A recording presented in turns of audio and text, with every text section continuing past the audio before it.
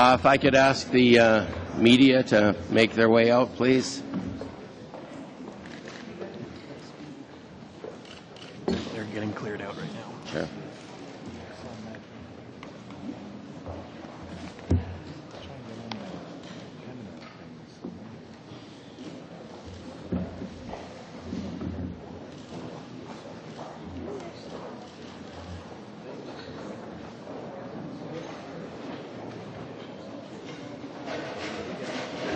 I don't have anything.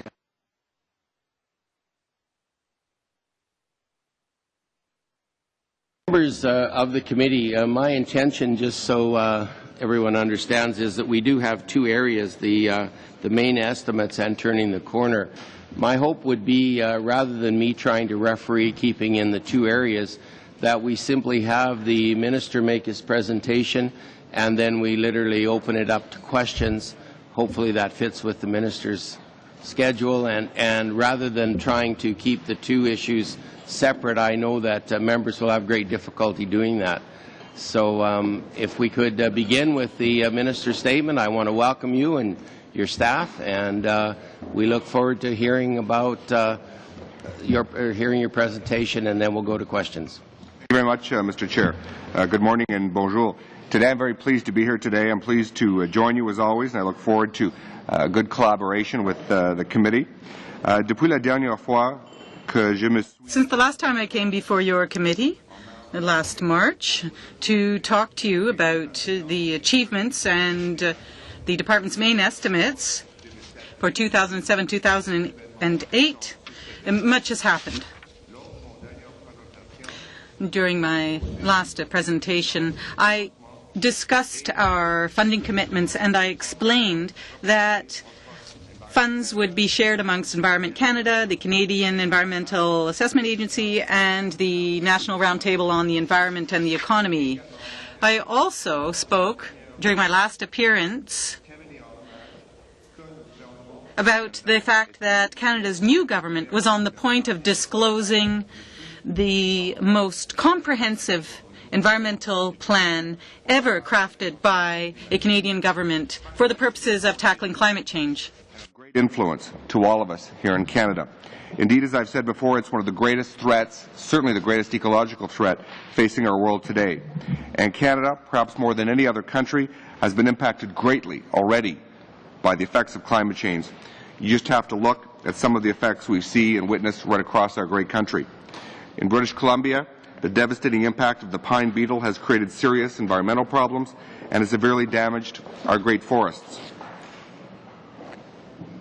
In the north, melting permafrost threatens important infrastructure, causing roads to buckle and schools to slide off their foundations. In urban areas, more and more we are fighting smog days affecting the health of some of our most vulnerable citizens, Canadian children, the elderly, and those with respiratory problems.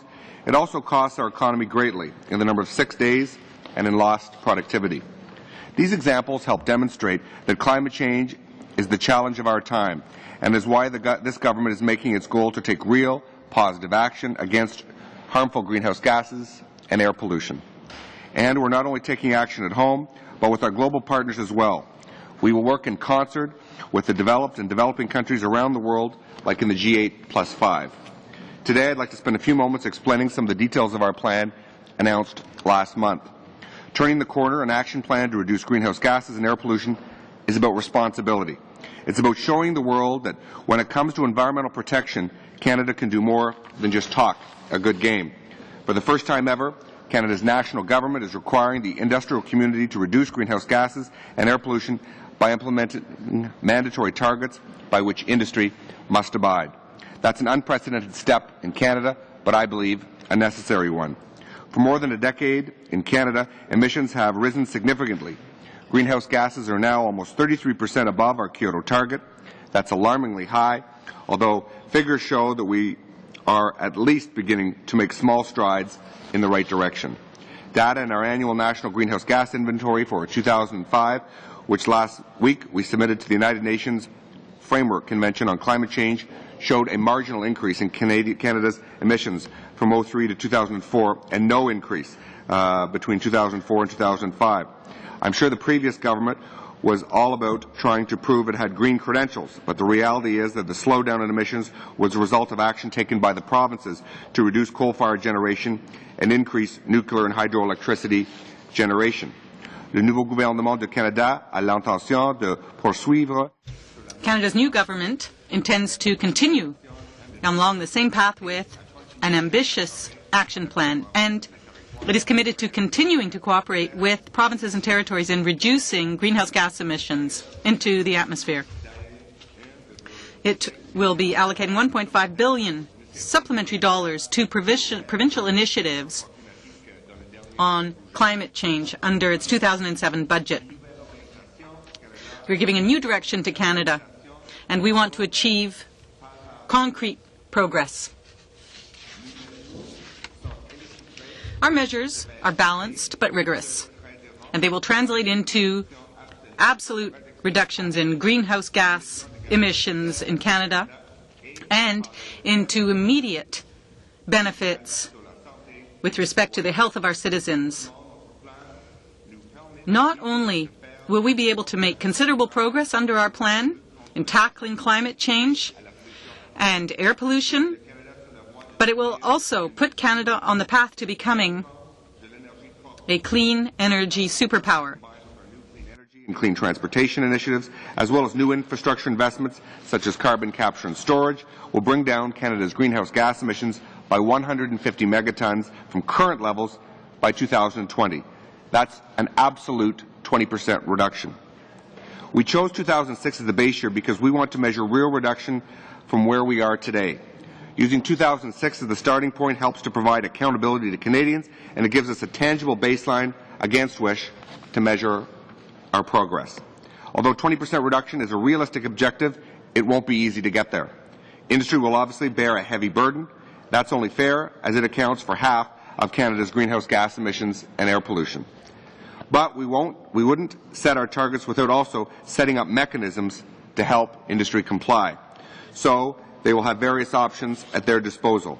As I mentioned last month, in order to comply with our regulations, firms will be able to, most importantly, make in-house reductions, take advantage of domestic trading and offsets, use the Kyoto Protocol's clean development mechanism, and invest in a technology fund. In the longer term, we will look at future linkages with emissions trading systems in the United States, particularly in California and the northeastern states, and quite possibly Mexico too. But before we proceed down that path, we will be making sure that an emissions trading system is first and foremost in the best interests of our country and its people. From an air pollution perspective, we intend to set overall mixed emission caps for air pollutants that cause smog and acid rain, with a goal of cutting industrial air pollution by as much as 50% as early as 2012 and no later than 2015. We are going to fight emissions that are produced by cars, by trucks, and airplanes, which account for 1/4 of our country's emissions. We will reduce air emissions from consumer and commercial products by strengthened energy-efficient standards and by taking actions on products such as paints, coatings, cleaners, personal care products that contain volatile organic matter that causes smog.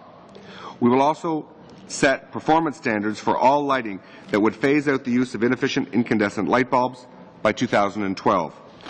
Our government will also make new regulations to limit the volatile organic contents of commercial and consumer products. Strong environmental regulation to reduce greenhouse gases and air pollutants will inevitably come at a cost all Canadians will help to bear. However, these costs, I believe, are manageable and can be offset by the health and environmental benefits of our plan that our plan will create in the medium term. Our plan will generate significant new business opportunities, whether it is through the development and implementation of carbon capture and storage technologies or renewable energy, or the significant gains to be added in the areas of agriculture and landfill gas offset projects. Indeed, it will send market signals to encourage all businesses to become more energy efficient, improving the environment as a whole, as well as improving individual corporate bottom lines. In addition, the plan provides businesses with the long-term certainty and time needed to adjust and align environmental investments with their capital turnover cycles. Since I unveiled the Turning the Corner Action Plan, Canada's new government has faced some criticism. Our detractors say that the government doesn't understand the urgency of addressing climate change. I believe, Mr. Chair, that is nonsense. Climate change is a serious threat to Canadians and to the Canadian way of life. That's why this government is the first to regulate mandatory reductions of greenhouse gas emissions. For the first time in Canada's history, greenhouse gas emissions will stop going up and will actually begin to go down. We're embarking on an ambitious agenda to tackle climate change and clean the air that we breathe. Greenhouse gases and air pollution share many common sources. By coordinating regulations to reduce them both, Canadians will have a cleaner country both now and well into the future. Some have suggested otherwise, but the fact is that we're bringing forward tough regulation on all industries across the board. Canada's new government believes that the polluter should pay, so we've set targets for all major industrial sectors regardless of their mandate and regardless of where they're located. Oil and gas, forest products, refining, smelting and mining, you name it, it's covered. Our emission targets will be backed by the full force of the law, and now we are replacing voluntary agreements with mandatory reductions in key sectors. Remember when a former Minister of the Environment, Stéphane Dion, who said, "We know that agreements can work when they are voluntary." Mr. Chair, we need to move beyond voluntary agreements and reach mandatory reductions. Failure by companies to meet our requirements will be an offence. The Canadian Environmental Protection Act has teeth to ensure compliance. If Canadian companies don't follow our plan, they'll do so at their own peril. Critics may say otherwise, but the fact is that we're following the strategic environmental assessment process mandated. First of all, in announcing our plan, we have provided an initial analysis of the economic, environmental, and health impacts of the proposed regulations. We will continue to refine that analysis as we work to consult on the framework and develop the specific sectoral regulations. Secondly, I believe critics are confused about the requirements for strategic environmental assessments for federal policy development and a cost-benefits analysis for federal regulations. I encourage members to read the related Cabinet directives, but in the meantime, I'm happy to clarify. In assessing the environmental impacts of policy proposals, the Cabinet Directive on Strategic Environmental Assessment requires that government decisions be informed by an understanding of the scope and nature of the likely environmental effects, the need for mitigation, and the likely importance of any adverse environmental effects. Our Turning the Corner plan is in full compliance with that directive. We have gone further than that by publicly reporting the results of our assessment of the environmental impacts of our plan by releasing a detailed review of the associated economic costs and of the health impacts with our Turning the Corner materials. We did not see such analysis with the Project Green plan. Further, this initiative has been developed in full compliance with the new Cabinet Directive on streamlining regulation. We are now in the process of finalizing the specific approach to implement our plan, including validating the air pollutant targets with industry. Once we receive input from stakeholders and the regulations start being drafted, a full cost-benefits analysis, of course, will be undertaken as required under the federal government's regulatory process. The results of this analysis will be incorporated within the regulatory impact analysis statement that accompanies all federal regulation. Before I go any further, let's look again at the 2005 Project Green and compare it to our plan. While we retain the emissions intensity approach to greenhouse gas targets that had been included in the Stéphane Dion plan, our targets are much more stringent. Just do the math. Project Green asks for a flat 12% reduction in emissions intensity from existing facilities. Our plan starts with an 18% reduction, increasing to 26% by 2015 and 33% by 2020. As did Project Green, we exempted fixed process emissions from our emission reduction target. This is because these emissions are determined by the industrial process, which is often linked to the chemical relations, and there is no way of reducing them other than through cutbacks to production. Also, we considered it important to recognize those companies that have taken action beyond business-as-usual practices to reduce their emissions. We have therefore set aside 15 megatons for early action. Some will argue that 15 megatons is not enough. In response, I would make 2 points. First, it's 15 megatons more that was included in Project Green. And second, I believe it represents a reasonable balance between recognizing good past action and ensuring we get the emissions reductions we need going forward. Some of the financial commitments made in recent years also make a compelling case in favor of the government's environmental record. Between 1997 and 2003, the government announced $3.7 billion in financial commitments to address climate change. while Budget 2005 set aside an additional $2.46 billion. Of the initial $3.7 billion, federal departments dispersed only $1.35 billion from 1997 to 2003.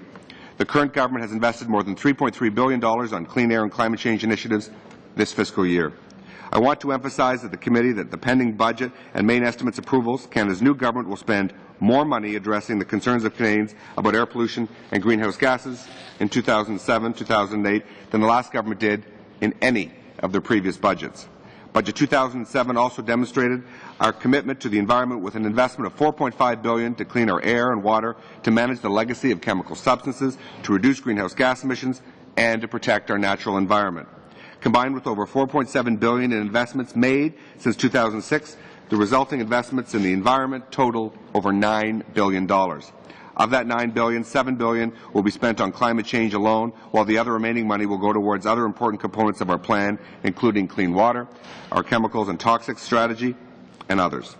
Already, we have provided $1.5 billion to the provinces and territories to support concrete energy efficiency, technology, and other projects they've identified to achieve real reductions in air pollutants and in greenhouse gases. And some provinces have already taken action. For example, just before we left government in Ontario, we moved to close the Lakeview Generating Station, one of the highest polluting sources in Canada. Why? Because Lakeview was outdated and it was the right thing to do. We also supported bringing more nuclear power back online in the refurbishment of reactors like Bruce and Pickering. These plants have generated approximately 18,000 gigawatts of power back online to the Ontario power grid in 2006 alone. That's a marked improvement over the disappointing reign of our predecessors. Unfortunately, there is still work to be done, for example, with coal-fired plants. The 5 other remaining coal-fired plants in Ontario emitted approximately 29 megatons of greenhouse gases in 2005. That's up from 26.5 megatons in 2004. Although we inherited a less than ideal situation when we were elected, I can't take responsibility for Liberal government inaction. All I can do is tell you that we're going forward. Canada's new government is assuming its responsibilities to the Kyoto Protocol, to the international community, and most importantly to Canadians. Here, let me repeat once again, and hopefully once and for all, that our government still supports the protocol. Our issue is not with the treaty. Frankly, we don't even take issue with the targets. It's simply a question of timing. The previous government led us so far off the path that we can't possibly get online in time to meet our initial 2008 to 2012 obligation. That's it. That's all. Our issue isn't with Kyoto. Our issue is with the fact that we cannot, unfortunately, turn back the hands of time, Mr. Chair. To meet its Kyoto target through the 2008-2012 period, Canada would need to reduce its greenhouse gas emissions by an annual average of 33% beginning next year and for each of the following 4 years. There is no precedent for this pace of technological and economic changes that would be required for Canada to reduce emissions this quickly. Pursuing a balanced approach that recognizes the urgent need to act on the environment while also respecting our responsibility to keep Canadian families working is the most appropriate response to achieve real and meaningful greenhouse gas reductions. If you read our plan, you will discover, as did the Executive Secretary of the United Nations Framework on Convention Change, Mr. Ivo de Boer, that it's a balanced approach to meeting our climate change obligations. In talking about our plan, Mr. de Boer had this to say last week.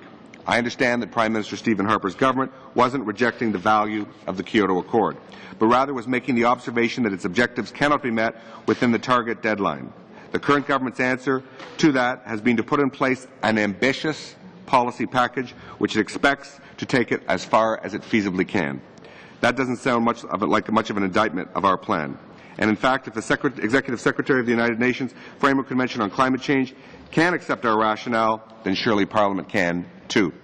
The fact is, our regulatory framework will give Canada one of the world's toughest sets of regulated targets for greenhouse gases and air pollutants.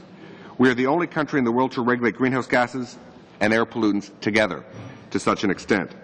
No one else is doing as much as we are. No other jurisdiction has simultaneously introduced such a major regulatory initiative on greenhouse gases and on air pollutants combined. Our regulatory targets are as good or better than anyone's, anywhere. Why? Because our air pollutant targets have been benchmarked against the best performers in the world. For each industrial sector, we looked around the world to find the toughest regulatory standards in place, and we applied those standards to Canadian industry, adjusting where appropriate to reflect work that had already been carried out here in this country. By definition, when we roll out these targets, up to give national emission caps, ours will be among the toughest in the world. And this will be for the first time in Canada. The federal government is taking the kind of leadership role with its plan to address both greenhouse gases and air pollution. As I said early on in my remarks, we have committed to reduce greenhouse gas emissions by 150 megatons by 2020. And we will impose mandatory targets on industry so that air pollution emissions from industry are cut by half by 2015. Much has been made of the fact that our greenhouse gas targets require emission intensity reductions rather than absolute caps. The World Resources Institute said it best when it stated last November that for environmental performance, what matters overall is that the targets are set at reasonably stringent levels and subsequently met. I'm going to repeat this. For environmental performance, what matters overall is that the targets are set and subsequently met. This can be achieved with absolute or intensity targets. The bottom line is an absolute cap has no impact if it is set too high. An emissions intensity target can lead to absolute reductions if it's demanding enough. And believe me, our emissions intensity targets are incredibly demanding. And they will get tougher each and every year. As I said earlier, our target starts at 18% by 2010 and then rises to 26% by 2015, reaching a third by 2020. These are aggressive, yet achievable targets. In fact, I think our plan proves to the world that Canada is committed to the fight against climate change, and the leadership we've shown in setting some of the toughest targets on the planet also gives us credibility in dialogue with our other partners. Mr. Chair, I hope my explanation of turning the corner has shed some light on how Canada's new government is working to address the climate change challenge that our country currently faces.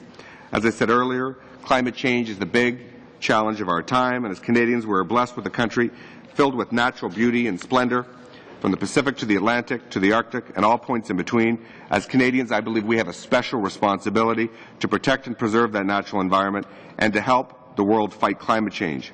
We owe it to all of us and our future generations to make it happen. I understand the committee may have some questions, and I would be pleased to discuss them. Maybe I could ask each of my colleagues to introduce themselves and give their responsibilities within the department. Certainly, if we'd like to begin. Basha Ruta, I'm the Assistant Deputy Minister of Finance and Corporate and the Chief Financial Officer at Environment Canada. I'm Cecile Clearot. I'm the Assistant Deputy Minister responsible for Environment Stewardship at the Environment Canada. I'm Ian Shugart, the Associate Deputy Minister. Great, thank you very much. We'll begin our first round, 10 minutes, and I'd ask you to keep the answers as brief as we can so we get the maximum number for our members. Begin with Mr. McGuinty. Thank you, Mr. Chair. Good morning, Minister.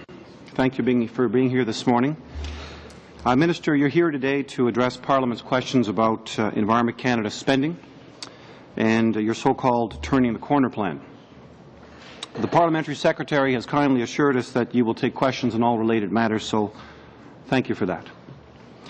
Minister, as you know, numbers released by your own department earlier this week confirm that this country turned the corner under the leadership of Stéphane Dion, not only stabilizing industrial greenhouse gas emissions, but reducing overall emissions year over year from 2004 to 2005.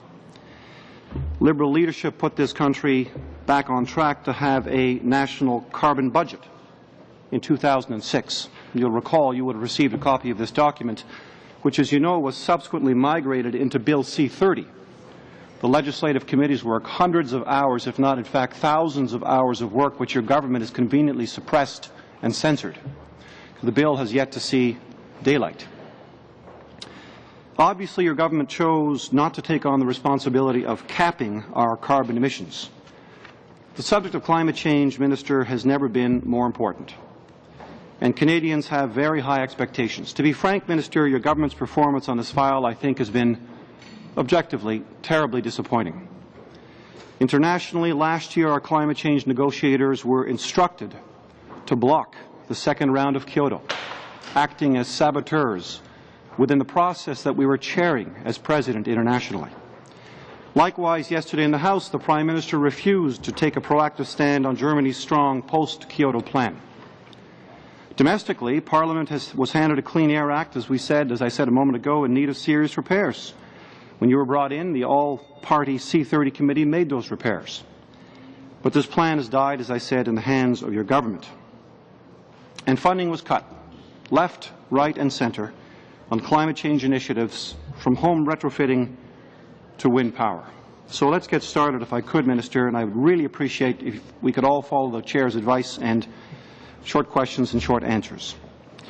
My first question to you speaks directly to the main estimates, Minister. Can you tell us how much federal money will flow this fiscal year for climate change programming? That is 2007-2008. Compelled to respond to the first comments that you made. I think you have to look at the facts. The 2005 numbers that were released to the United Nations last week, there was two principal reasons that emissions did not rise to any big extent. One is an abnormally warm winter that year. I'm excited to learn that Stéphane Dion was responsible for that and led to less heating oil to be used across the country. It also happened because more nuclear power was online in Ontario.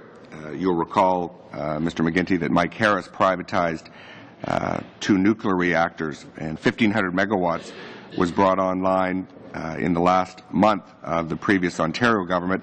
An additional 500 megawatts at Pickering B, reactor number 4. That's 2,000 megawatts, plus, in addition, 2 natural gas-fired plants that were ordered constructed by the previous Ontario Conservative government. Minister, you'll forgive me. You'll forgive me. I don't want to look back, because if we want to talk about your participation in the record in Ontario under Mike Harris, we can talk about that. Here's what I'd like to get from you. If you'd work with us, please. For Canadians who are watching, can you tell us how much federal money will flow this fiscal year for climate change programming, 2007-2008? You asked, you didn't want to go back, but you made some comments that are not factually correct, and I do feel the need to address those. I appreciate the need, Minister. You spoke for 30 minutes. Could you please answer the question for Canadians who are watching? I want to finish my point. How much is the budget for 2007-2008 for this fiscal year?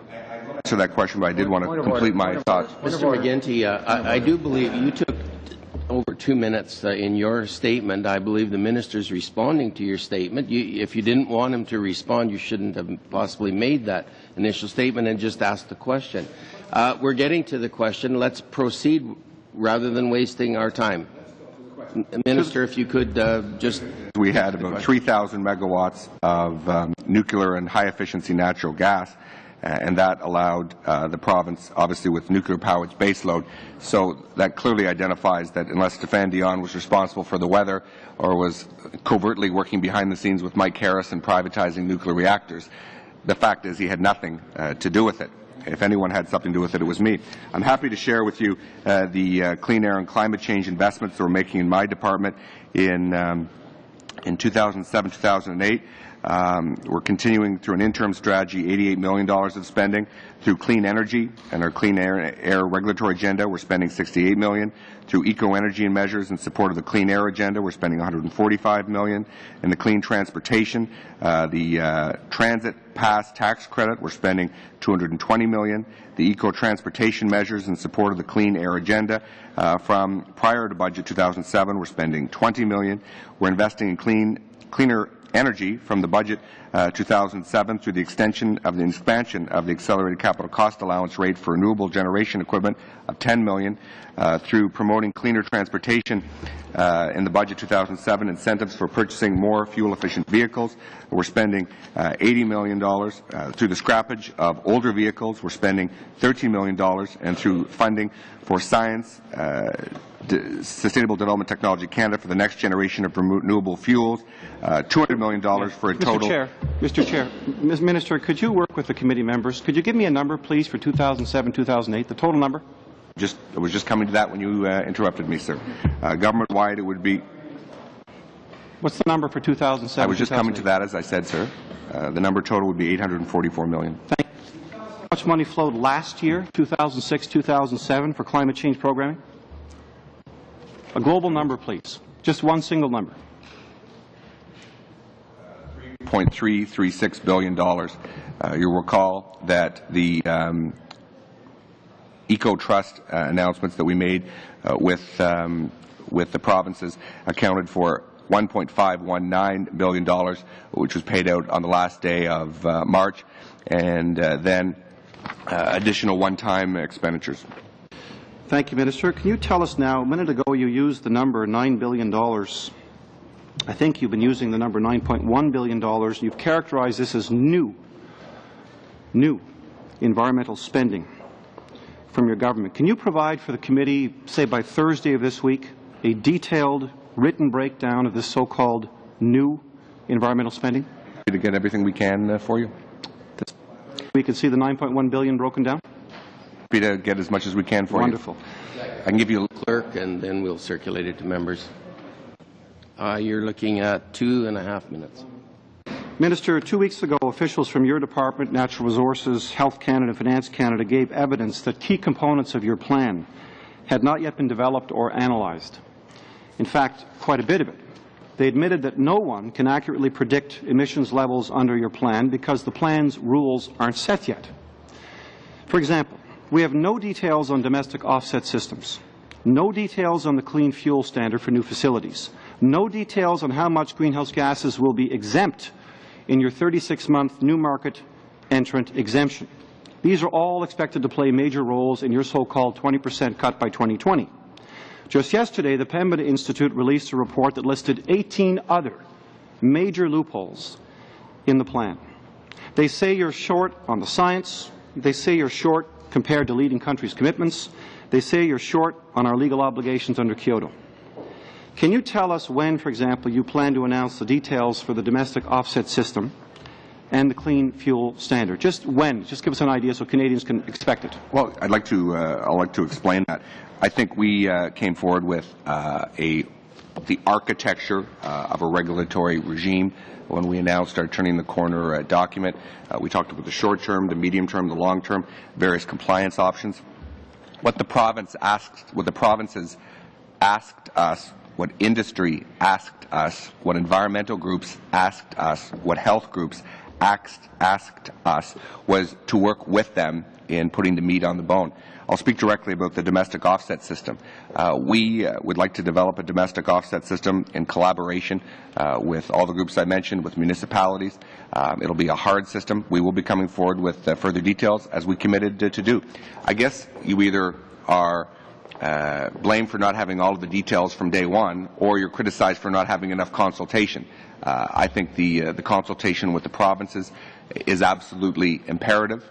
All of the provinces have asked to actively participate in those consultations. A domestic offset system, I think, can have great advantages, whether it's capping the methane at municipal dumps, whether it's working cooperatively with real, hard, and tangible offsets, and we'll be working on that in the days and months to come. I do know the Pembina Institute is a very well-respected group with a lot of very smart people. I also know that they helped write the Liberal plan, so naturally they're going to defer to the plan that they helped author. Minister, if I could disclose the details that will let independent third parties fully assess your plan. Mr. McGuinty, actually your time is up. You'll have to do it in the second round. If we could go to Mr. McGraw, please. Merci. Thank you, Mr. Chairman. Welcome, Minister, to speak to the main estimates and also your climate change plan. Over the past few weeks and over the past few months, we've seen that there have been criticisms from scientists, environmentalists, and members of parliament. And yesterday, provincial environment ministers even said they were disappointed in their meeting with you. And one might be able to say that the senators stand a chance, but I don't know that the Government of Canada stands a chance.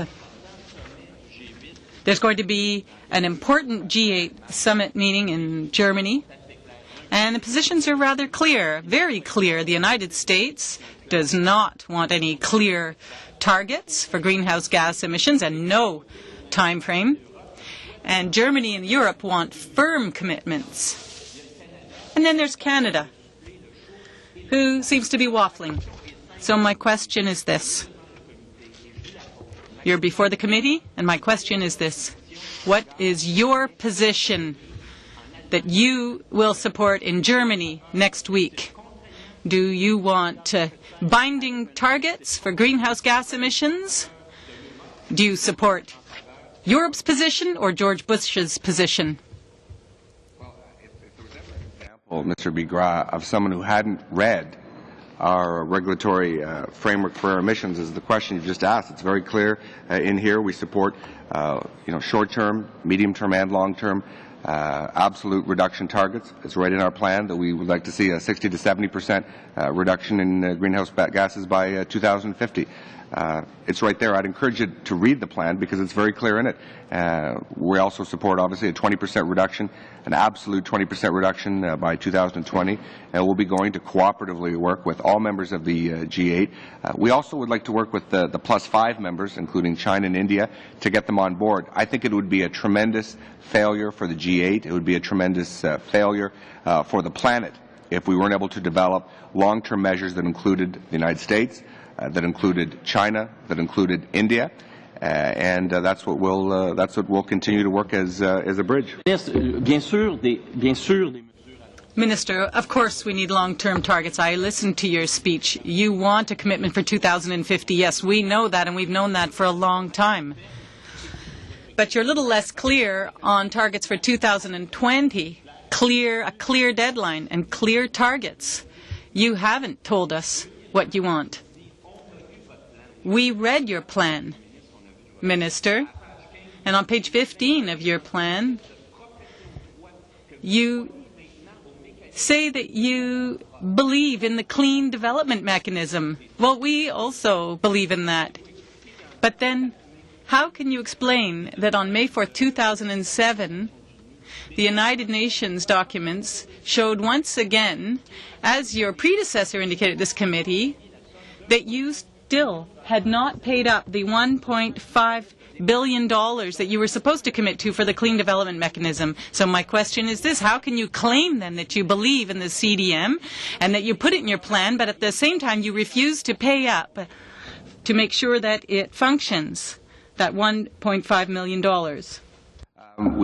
I've certainly indicated very clearly to Ivo de Boer, the Executive Secretary of the United Nations Framework Group, that we have budgeted and are paying fully our contributions toward that. I think it's important.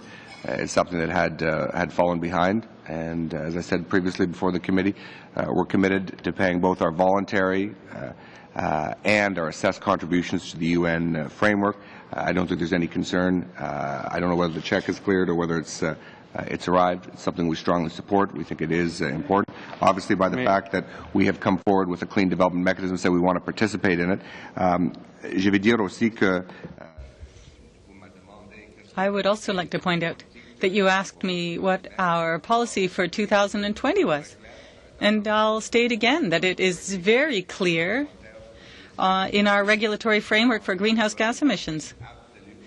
We want absolute reductions in Canada of 20% by 2020.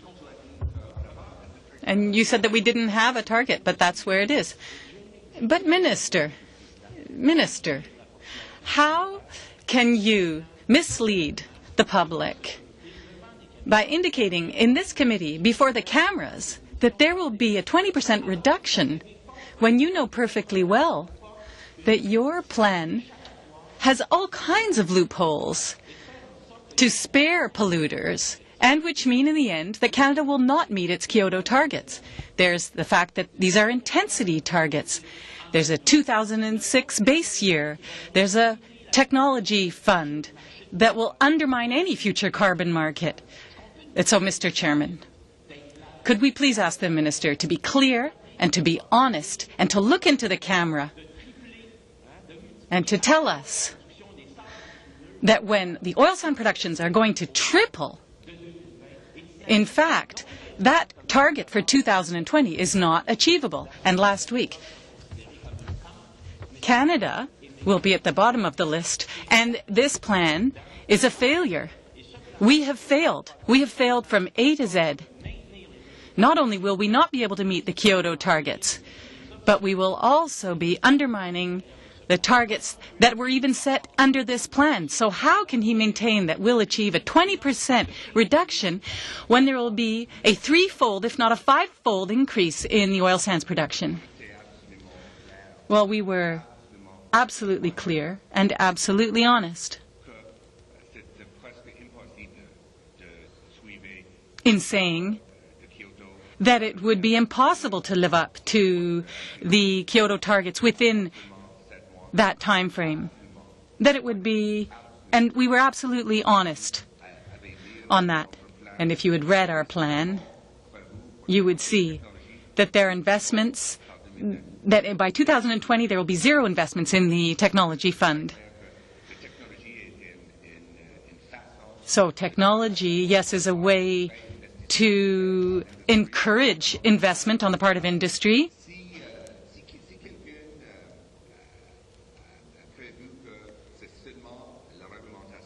However, if someone is saying we're only using regulations to achieve that 20%, then that's not true. There are many measures that we are using in order to achieve this. Very clear on that. A 20% intensity cut would not deliver that. In fact, it will be a third intensity cut by 2020. In that, we've looked at significant economic growth. We've also looked at, for the first time, involving the provinces. And frankly, I think the Bloc Québécois sold Quebec short. When it only asked for $330 million, we came up with more than that in the Conservative Party to support Quebec in its efforts to reduce greenhouse gases. And so, in great respect, I think that we've been very clear. I can appreciate the Bloc, for political reasons, doesn't agree, and that's fair game. Well, Mr. Chairman, it's not the Bloc. It's not only the Bloc that doesn't agree. It's all of Quebec. Minister, did you hear what the Minister of the Environment said yesterday? Ms. Lynn Beauchamp? She does not accept that base year of 2006. She says that it will penalize industries in Quebec that took early action. So, are you deaf to the message that the Minister of the Environment in Quebec is sending you? She's saying she does not accept that plan because these rules, regulations will include loopholes that will penalize Quebec. Since 1997, in this House, the Bloc Québécois has been asking that the base year be 1990, as set out in the Kyoto Protocol, in order to achieve greenhouse gas emissions. Do you not acknowledge that that base year of 2006 will not lead to any true reductions, and that really all you're doing is supporting your oil friends in Canada? Well, I'm glad that the Liberals have a good spokesperson in the Bloc Québécois here on the Hill.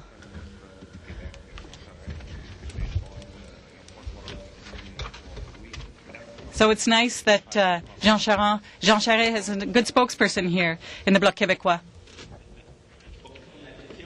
Well, I'm going to put the question back to you. I'm going to throw this back at you. Perhaps independence is the best way to achieve the Kyoto Protocol, without penalizing businesses in Quebec. Minister, there are industries who have reduced their emissions by 7% in Quebec since 1990. And those businesses are asking to be recognized for the early action they took. And they're asking for a carbon market to make this more competitive. Are you willing to support these requests? Are you willing to support a territorial approach? So to have an overall approach, but one that is tailored to the various regions. Our plan acknowledges early action in greenhouse gas reductions. And I told my colleague from Quebec that I will be sending her these documents. And I told your friends in Charest's government that I will send the list to them and a list of industries.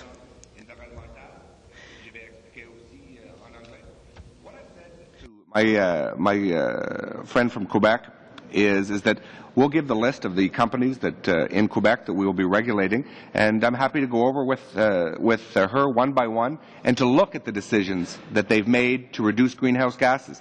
Alcan is an example, which has been a tremendous leader.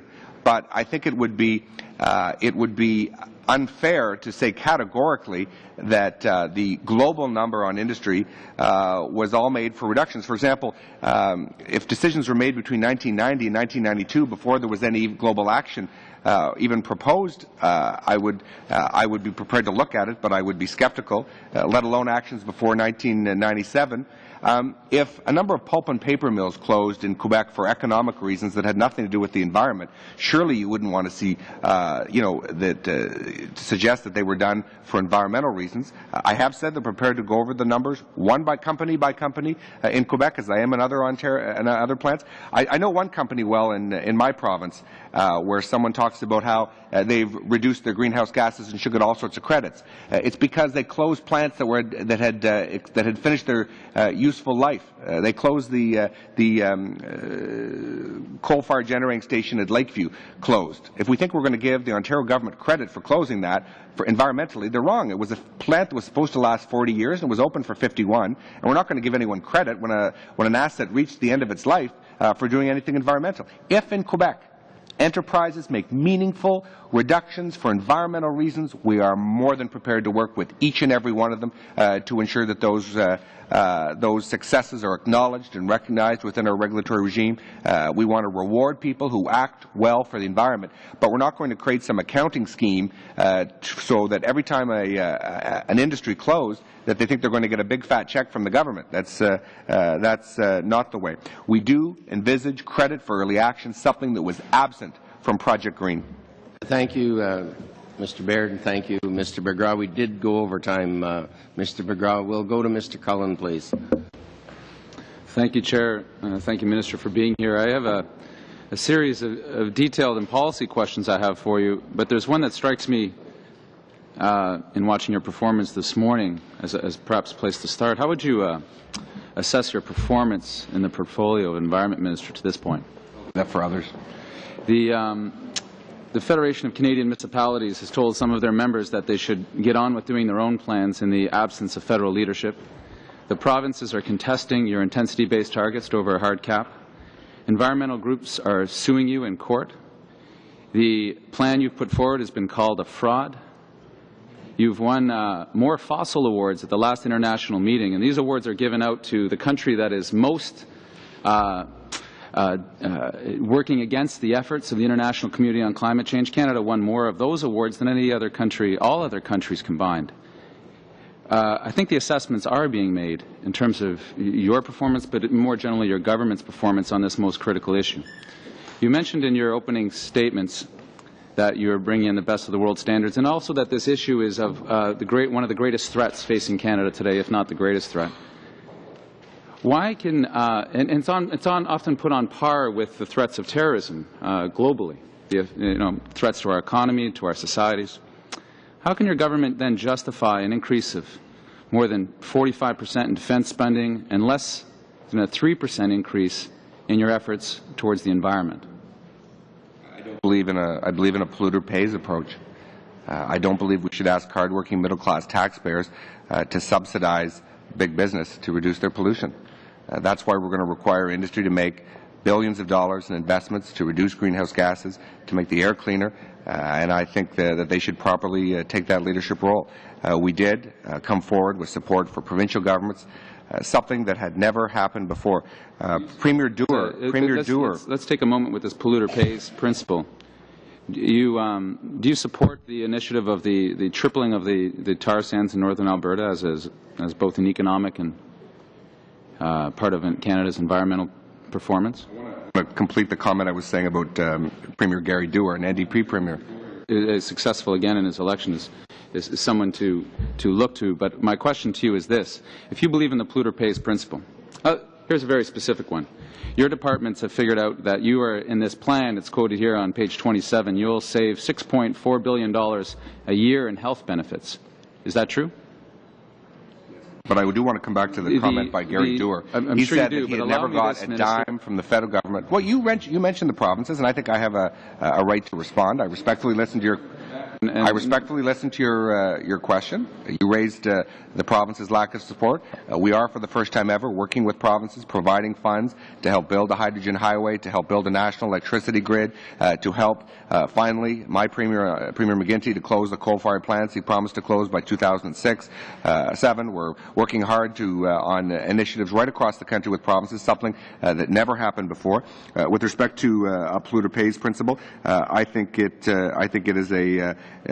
is important. I think the investments are going to have to be made in every single industry, whether it's pulp and paper, whether it's oil and gas, whether it's chemical smelting, are important. Everyone's got to play their part.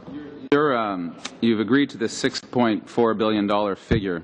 Your government assesses the value of a Canadian life at $5 million in the economic models that you use. When I'm looking at your sectoral charts here, Minister, this is important, you might want to listen to this, that there's an exemption made for the oil sands where they are allowed to increase smog polluting pollution by 60%. Has your government factored in the cost in human life or the cost to taxpayers in health costs to allow the oil sands to expand at that rate and allow the pollution from those projects to expand at that rate? Every sector is participating in the reduction of pollution. We're going to see a massive reduction in the amount of pollution in this country as a result of the plan that we've come forward with. I think you're confusing the health-reduced costs from air pollution and greenhouse gases and global warming, though. Minister, these are from your own data. You take credit and claim for a $6.4 billion savings because of the reduction of things that cause smog and cause detriments to human health. You then allow the only exemption in the country that we can find, one sector in northern Alberta, the oil sands project, to increase their pollution of those very same chemicals that cause people to die and cause an increase in spending to taxpayers. Has your department figured out what the cost is to allow the oil sands to triple their expansion plans? No sector is exempt from the regulations that we brought forward. Have not done those estimates? I do know, sir, that you voted for an amendment to Bill C-30 that would allow the minister, with the stroke of a pen, to exempt certain areas. So I'd say to you, did you conduct that same thing? You have not taken any costing. You have not factored in the impacts on human health, people's health, not just in northern Alberta but across the country of allowing this. You've done a noble thing and have an E85 vehicle. Is that true? Your minivan? How many times have you filled up with the 85? Whenever we can, and if we're in Ottawa, every time at Natural Resources. There's a new plant opening. There's a new gas station in Guelph open, providing 85% ethanol. Spoke to the owner the other day, so we hope that it expands in a major way. Do you agree with the continuing subsidization of the oil sands in northern Alberta? The Canadian taxpayers are subsidizing this project. It seems somehow counterintuitive to a lot of Canadians, allow me to finish my question, that on the one hand you make great claims of being new devotees to trying to reduce greenhouse gas emissions, and while on the other hand taking taxpayer dollars, subsidizing the oil sands, and then suggesting that we should subsidize carbon capture and sequestration to the most profitable companies pretty much in the world right now. Why should Canadians be contributing to that bottom line? Two things. One is I thought it was rather indefensible to be providing tax subsidies through the accelerated capital cost allowance to the oil sector. We're phasing those out. You can speak, I think that we spoke very clearly to that in the budget. The specific details, was it 2011? That's laid out in the budget document. I can tell you the partnership that we have with Alberta on carbon capture and storage, that would not build a pipeline. What that is to set up the regime that it would require, whether it's legal, whether it's regulatory, whether it's liability, whether it's technology, whether how people would get access to it. The Government of Canada has made no commitment to help fund a pipeline. You have made commitments to help fund carbon capture and sequestration. The spending to sell this plan, the spending to sell this plan, your department will spend close to $1 million pitching this to Canadians. Is that true?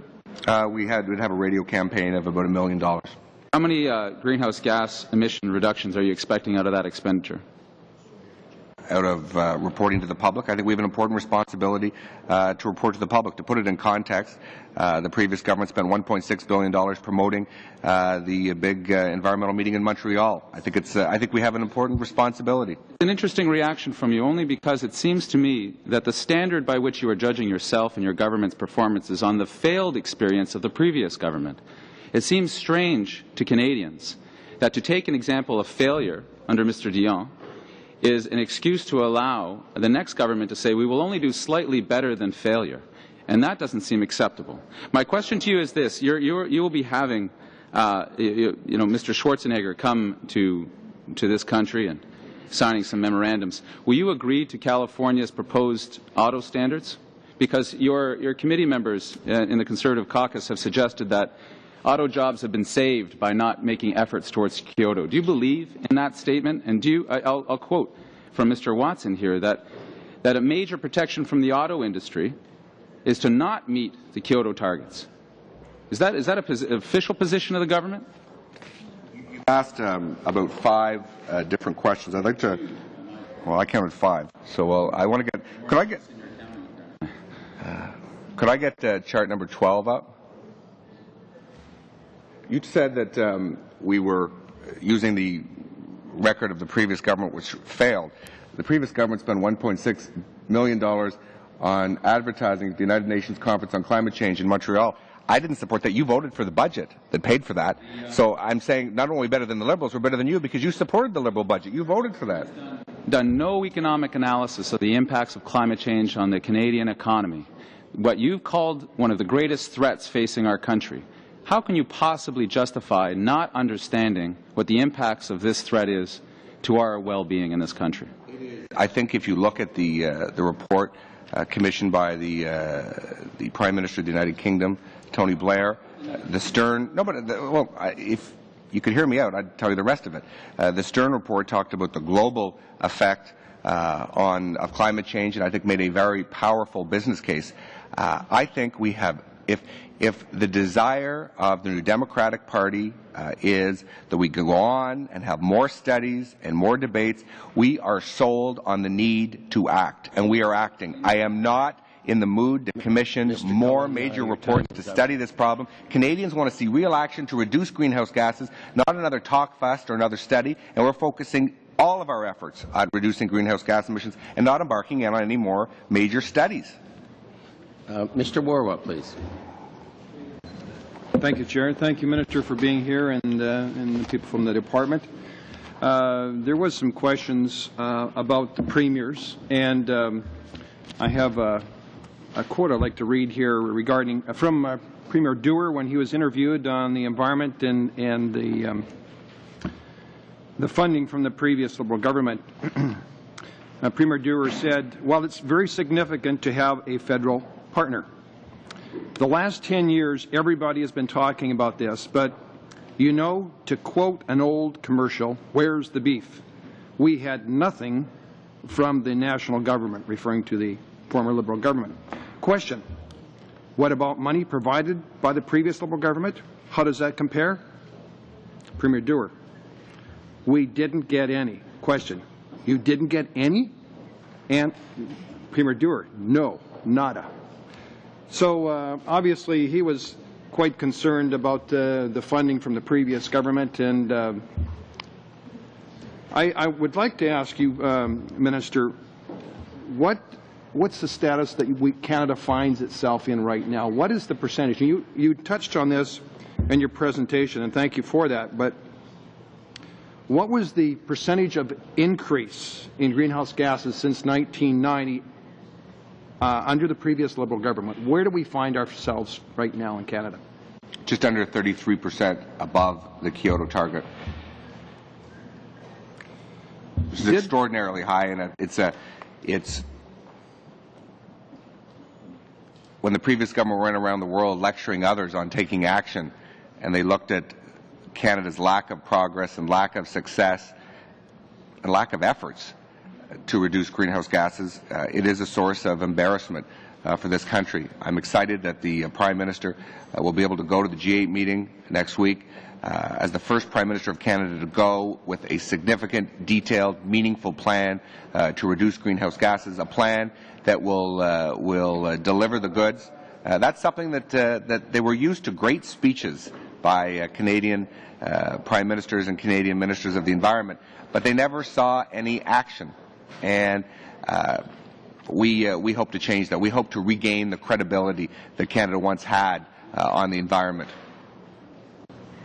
So, Minister, you're saying that under the previous Liberal government, emissions didn't go down; they went up, up, up. In spite of spending billions of dollars, greenhouse gas emissions continued to rise, and their so-called plan did nothing. And you're correct. It's if you want to talk about it or you want to do it. The previous government loved to talk about it. It's sort of like talk the talk or walk the walk. I suspect Brian Mulroney didn't expect the kudos that he received later, but I think we will deliver on reducing greenhouse gas emissions. Something that the previous government, they had 4 terms, and they were just getting around to it after 13 years in power. This was a priority from the Earth Summit in 1992, and Canada, after 13 long years, was. Apparently Stéphane Dion, this was like, after 13 years, this finally made it to the priority list, and they still didn't deliver. Except for Stéphane Dion working with Mother Nature to cause a warmer winter, and working privately with Mike Harris on the privatization of nuclear reactors in Bruce, which I was unaware of until I learned that this morning. Minister, you talked about the targets that were used by the previous Liberal government in their so-called Green Plan. That they were based on what? They were voluntary, but could you elaborate? Like, our targets are based on intensity-based with absolute reductions. What put up a slide that I think gives some explanation. Can we get slide number 25? Here's my friend Godfrey talking about industrial targets, and these aren't from like 13 years ago. These are from this year and from last year, last fall, last winter. So this is what makes Canadians cynical. When people say one thing and then do another. And people may not agree with my positions, but we're being honest and upfront and consistent. Can you read the quote first? I'll read the quote for you. From John Godfrey, Stéphane Dion's chairman of his Environment Committee in his inner cabinet, says, well, intensity-based isn't bad. In and of itself, it's better to be doing more with less energy. And then he said, just not long ago in the House of Commons, on that intensity target is recognized that Stéphane Dion's 2005 Project Green was intensity-based when it came to large final emitters. The difference is they had a 12% intensity target. We have a 33% intensity target. A target that is so tough that it will break the back of the rise in greenhouse gas emissions and help us, as part of a comprehensive plan, to have an absolute 20% reduction in greenhouse gas emissions. 12% wouldn't cut it. So when people criticize intensity emissions, I agree. A 12% cut doesn't deliver the goods, but a 33% cut will lead to meaningful reductions of greenhouse gases. Minister, when we had numerous witnesses at the committee, that was a question often asked, and that's clearly what we were told, that if it was a very stringent intensity-based, we would have reductions of greenhouse gases, but a very loose intensity-based would have the opposite effect. And so I thank you for that answer. You said that turning the corner, and turning the corner meaning instead of emissions going up, emissions will be coming down, and those are absolute reductions? Absolute. Minister, one of my favorite quotes from somebody I respect is Mr. David Suzuki, and his foundation had a study, and it dealt, there was a report called The Air That We Breathe, and he had a very important introduction there. It says that there is strong evidence that air pollution is the most harmful environmental problem in Canada in terms of human health effects, causing thousands of deaths, millions of illnesses, billions of dollars in health care expenses, and tens of billions of dollars in lost productivity every year. Now, your plan, the Turning the Corner, deals with greenhouse gas emissions, but it also deals with pollution, air pollution. And we heard from department officials that there was a direct savings by reducing the amount of pollution in the air. Now, is Canada unique in the world? Actually, this government, are we unique in Canada in providing absolute reductions of pollution along with absolute reductions in greenhouse gas emissions? Are we the only country with a tough approach on both for industrial large final emitters, which I think is important? We're trying to expand the Canada, United States clean air regulations, and you know when the head of the United States Environmental Protection Agency finds out that we don't have any national regulation on NOx, on SOx, on volatile organic compounds, on particulate matter, he was stunned. They've had those in the United States since the years of Nixon was in the White House. So we're playing catch-up. How much time do I have? You have 2 minutes. 2 minutes. Thank you. Minister, you mentioned that Mr. DeBoer was, talked with him, I believe it was in Montreal last week. Could you share a little bit more what was discussed with him and regarding Canada's plan?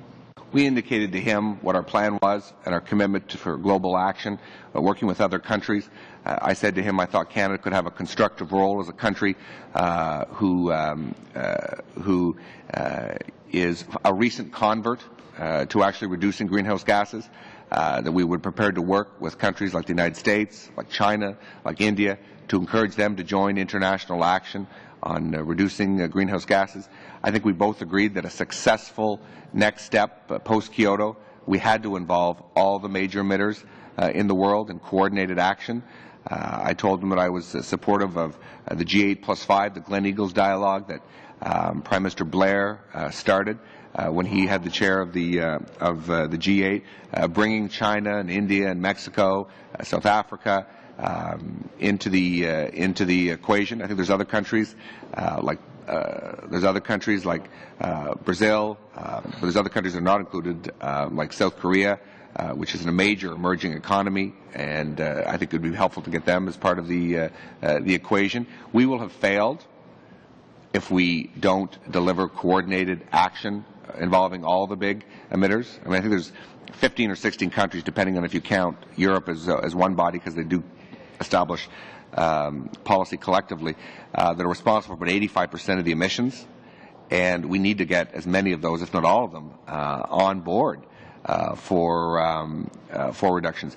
Mr. DeBoer said publicly that he thought that Europe might not meet its targets. I know that Spain and Japan and Poland are struggling with their targets. I know Japan is struggling to meet its targets. I know most countries don't have, that I just named, don't have any targets or any responsibilities. I think where Kyoto failed was we didn't get those other people, those other countries in the tent. And this isn't going to end next week at the G8. It isn't going to end in Bali this fall. It's going to require a sustained effort to bring more and more people on board. I think it's absolutely critical. The one great thing about in Europe is they've got everyone on board. So their major trading partners of European countries are all rowing together. And if we can get the Americans, rowing with us, though, when I go and talk about global warming in the United States, they say, well, how much emissions are you over Kyoto? And I say, well, we're, 33% above Kyoto. And they say, well, we're only, 18% above Kyoto? So, we don't really have much credibility at trying to get them to take action since we're we've been done such a bad job over the last 10 years. These are the facts. These aren't the facts according to John Baird. If you ask Christine Stewart, the Liberal Environment Minister, if you ask Sheila Copps, the Liberal Environment Minister, if you ask David Anderson, the Liberal Environment Minister, if you look at the quotes of the Deputy Leader of the Liberal Party, Michael Ignatieff, if you listen to the quotes of Eddie Goldenberg, Jean Chrétien's right-hand man, they'll acknowledge that they didn't get the job done. And we are committed in this country to finally taking action, and we are taking action. We are moving forward. The time for debate and haggling and study and hosting expensive conferences is over. Canadians want to see us actually begin to reduce greenhouse gases, and we are committed to doing that. And it's easy for people to sit on the sideline, the has-beens, the people who were there and didn't get the job done, to throw peanuts. They had their chance. They had 13 years. They failed, and Canadians have elected a new team to lead change on the environment. Thank you, Mr. Minister.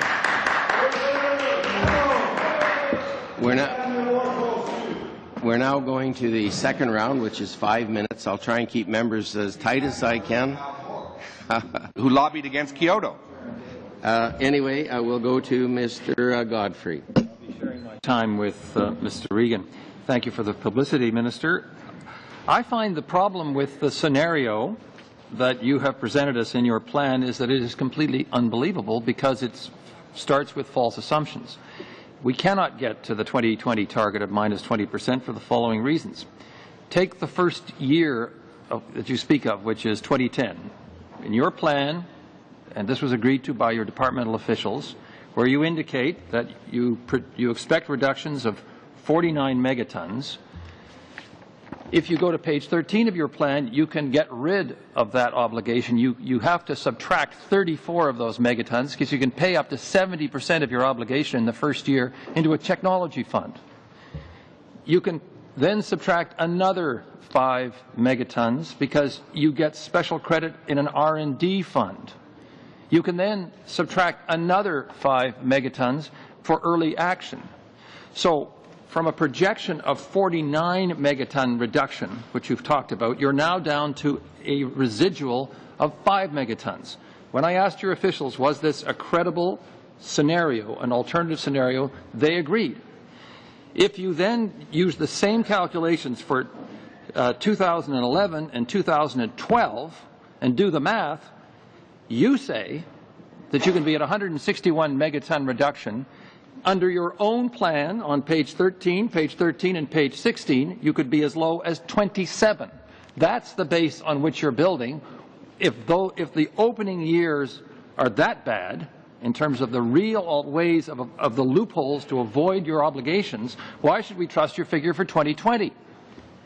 Well, let me speak very directly to that. We do believe that technology is a major component in helping us reduce greenhouse gases. So does the Liberal carbon budget proposal. It has this technology fund, these green accounts, which are not compliant with Kyoto and won't deliver anything, as you have suggested, either, immediately. So here's what we've done. With our technology fund, we're capping it at 70%. You can only put up to 70% of your investments into technology, and it goes down each and every year. By 2020, there's no reduction, there's no contributions can be made to technology. It is capped, and it goes down, and it gets stronger and tougher and better each and every year. What we hope is those investments in technology will begin to yield real reductions in greenhouse gases. Things like carbon capture and storage, things like more renewable power, things like different industrial processes and harnessing that. I don't believe, and the Bill C-30, which you voted for, has an unlimited license to pollute. And I don't agree with that. I think it's wrong, and that's why our plan is tough. We are splitting the time, so if we could go to Mr. Regan, please. Much, Mr. Chairman. The Minister will understand that he clearly has time for rebuttal when his members on his side ask questions. As we've seen, he had a half hour. He had a half hour to speak at the opening. This really is our time, members of the committee, and it's a chance for us to ask questions. And so I'd ask that he get to the answers once we pose our questions. Now, first of all, I'm going to ask that he table the slideshow that he has on the screens today, which we don't have copies of, so I'd appreciate if you provide the committee this week with copies, perhaps as early as today, of the slideshow. Now, the big claims you're making in your plan, so-called, is that you'll stabilize emissions by 2012. Well, the fact is we now know that the emissions have been stable in Canada for the last 3 years, so that's achieving nothing whatsoever in that claim. Secondly, you're claiming you will have absolute reductions in emissions by the year 2020. But your officials, your own officials, admit that these claims cannot be made because of all the unknown pieces. They can't verify, they can't show us, they can't substantiate where these claims are, how the basis of these claims is founded. Meanwhile, you have no credible third party, scientists, environmentalists, economists alike, who have stated that your claims can be achieved. And your own officials said before this committee, oh, it's a target.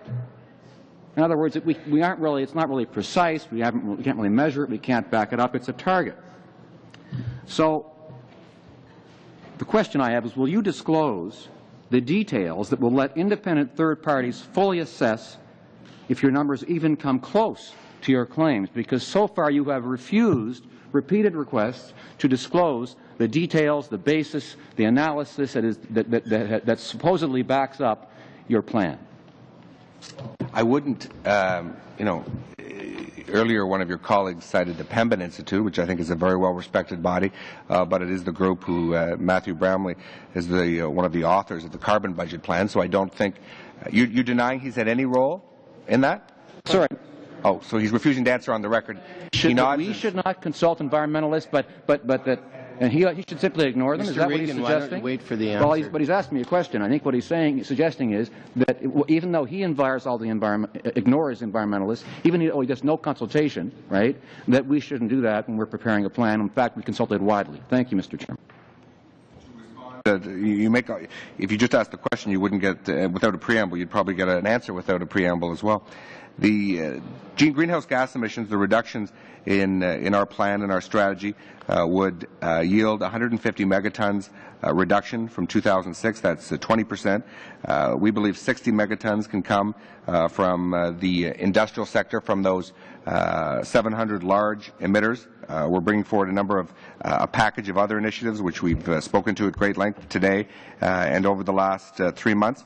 I do know that the best forecast for the future is to look at past results, because past results are the very best predictor of future results. And the result was a Liberal government didn't get the job done. So, to the Minister. I'm sorry, your time is way over. Mr. Vellacott, please. Mr. Chair, I know that the Premier of the Province of Ontario, Minister, has made some promises on coal-fired electricity plants that hasn't been kept. The Liberal Premier, Dalton McGuinty, is actually brother to the Liberal lead critic here, David McGuinty, on this committee.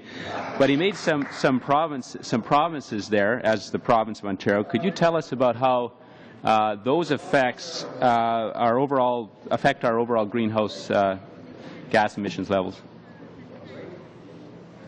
This is actually a key issue, because it talks about making promises that you can't keep. Let me just find the slide.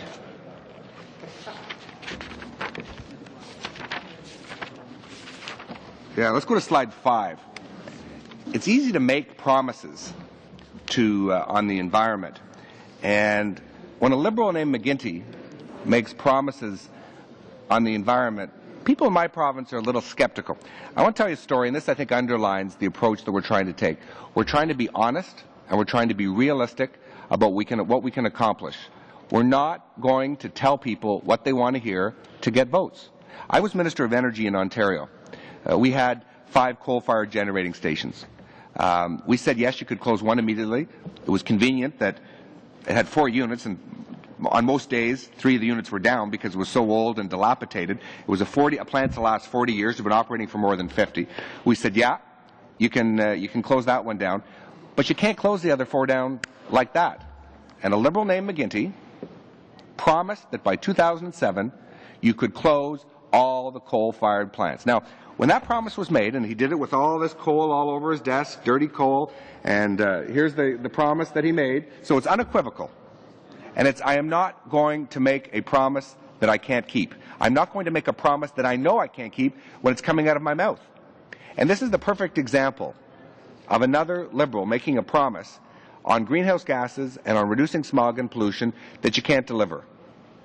Not a single person in the world believed that it was physically possible, yet they ran on election to do it. The Liberal Party of Canada, when I became Environment Minister, actually put out a press release, and one of the parts of it, in their talking points to the media, was John Baird fought closing Nanticoke, which is the largest polluter in North America. No, I didn't fight closing Nanticoke. I said you could close it by 2015, but it wasn't possible to close it by 2007. And here's a perfect example of a politician wanting to get elected who was prepared to promise the world and to lie to voters. And I am not prepared to do that. I'm going to be open.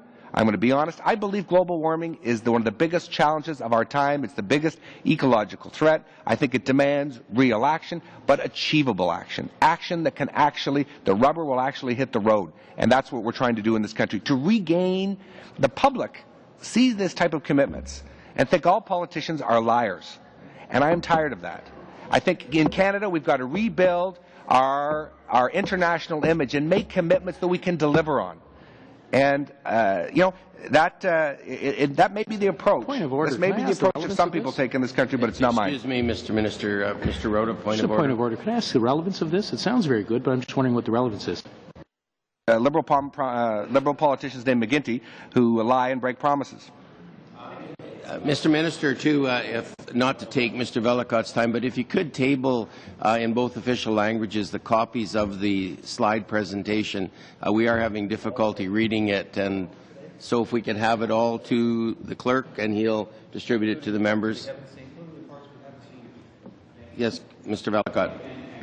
I did appreciate that, because it does get me a little nervous if breaking promises kind of runs in the family, and if we would have a repeat of that at the federal level here. But I guess I've got another question. I'm kind of keen about nuclear, and as particularly my own province's great potential in Saskatchewan for producing safe nuclear power. So I would like an answer in respect to something. Tell us about the impact that nuclear power in Ontario has had on reducing greenhouse gases. Another step taken by the previous Conservative government under which you served in Ontario here. I think the nuclear power is a big part of the solution. I think that was a federal minister, I should underline. These will be provincially led decisions. These will be provinces making their own decisions about what's best for their jurisdictions, and we respect that.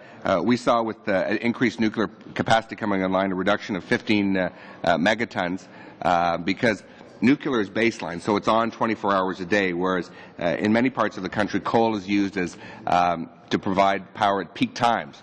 And so I think nuclear power is a big win, but that decision will be made by the provinces. My Premier in Ontario wants to expand nuclear power, and frankly I support him in that. I think it's a good idea. But we're not going to impose our views on others. Obviously, we have a federal crown corporation which is in the nuclear build business. But I think each province should decide what's best for them. Obviously, there's great advantage. That's how France has been successful at its greenhouse gas numbers. While you do have the problem of nuclear waste, at least it's contained rather than spewing smog and harmful greenhouse gases into the atmosphere. Mr. Lucier. Thank you, Mr. Chairman. Minister, you will soon be involved in G8 discussions, and I'd like to know if the Quebec and Ontario premiers have indicated to you at all that any imports from Canada will be taxed by France and other countries if we do not comply with Kyoto targets. Has that been discussed at all with the premiers in the past while? Nor has the government of France discussed that with us.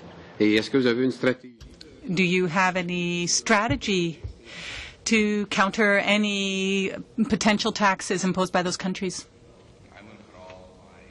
Energy into actually reducing greenhouse gases rather than anticipating Canada being punished for the Liberals' inaction on climate change. So you do not have a strategy for that. In your regulatory framework, you have a graph on page 26 with respect to overall benefits and health benefits. Now,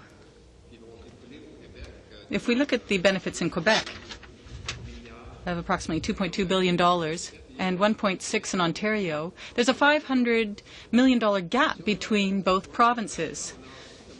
There's also the same gap between Saskatchewan and Alberta. How do you explain those discrepancies between the provinces? Quebec's abundant hydroelectricity resources have obviously been a source not just of great economic pride of the province, but also it's better for human health because it doesn't emit smog and pollution. Est-ce que vous admettez que So, do you admit by the smog that the smog in Quebec is caused by pollution from Ontario? I do know that I can't speak about the Quebec airshed because it's not something that I'm familiar with. What I can say is I know that there are 160 coal-fired generating stations in southern Ontario's airshed, in addition to the 4 that are operated in Ontario, that do have a huge effect on smog and pollution. I've already begun formal negotiations with the United States to reduce emissions. I think some of Quebec's neighbours, namely Vermont, New Hampshire, and Maine, are having better environmental track records than other U.S. states. We're in the same airshed in southern Ontario as the Ohio Valley. I don't know how the air patterns for southern Quebec or your constituency, for example. I can tell you that smog does not know borders, and that's why it's so important we get the Americans on side, we get the Chinese on side, we get the Indians on side on global action on greenhouse gases, because you also have a twin effect of reducing smog and pollution.